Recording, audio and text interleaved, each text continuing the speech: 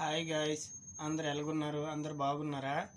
Hello guys, ఈరోజు అంటే మా ఇంటి ఎదురుగా ఒక పెళ్ళి జరిగింది అనమాట.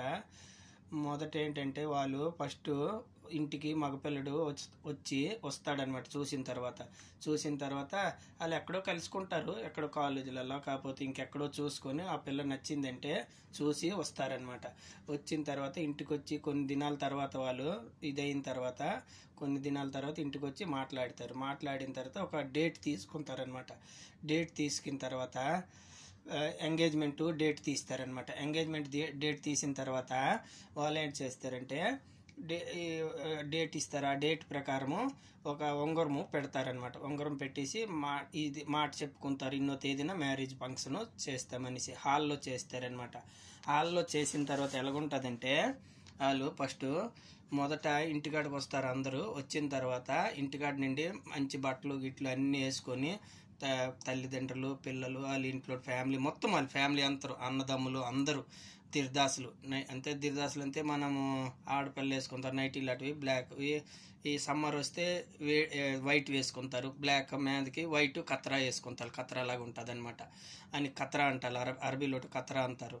అది కట్టుకొని అందరూ ఒక ఫంక్షన్ హాల్ బుక్ చేసి ఉంటారు. ఆ ఫంక్షన్ హాల్కి వెళ్తారనమాట. అక్కడికి వెళ్ళిన తర్వాత మొత్తము అందరూ నిలబడి మొత్తం మీల్స్ అన్నీ రెడీ అయినవి.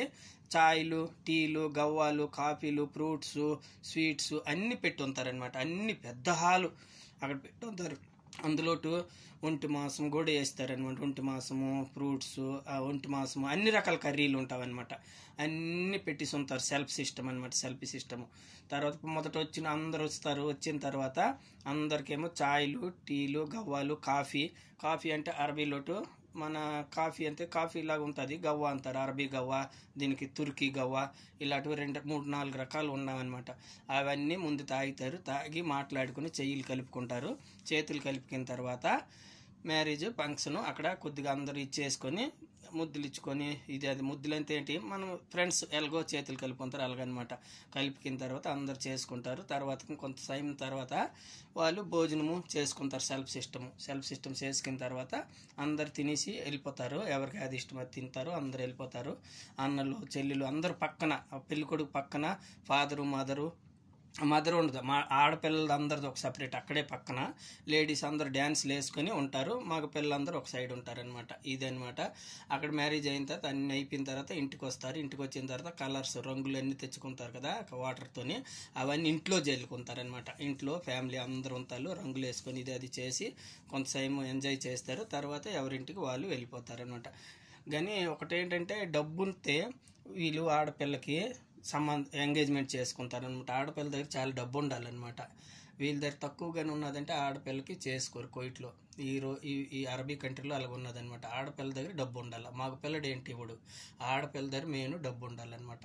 అప్పుడే ఎంగేజ్మెంట్ చేసుకుంటారు, ఇది చేస్తారనమాట. మ్యారేజ్ మెయిన్ ఇది అనమాట కారణము.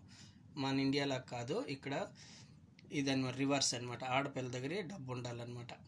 అప్పుడు వాళ్ళు చేసుకుంటారు. కొన్ని లక్షల దినార్లు తీసుకుంటారనమాట. అంత డబ్బు డిమాండ్ ఉంటుంది వీళ్ళ దగ్గర. తల్లిదండ్రులు ఇస్తారు పిల్లకి, అతని హస్బెండ్కి అందరికీ ఇస్తారనమాట.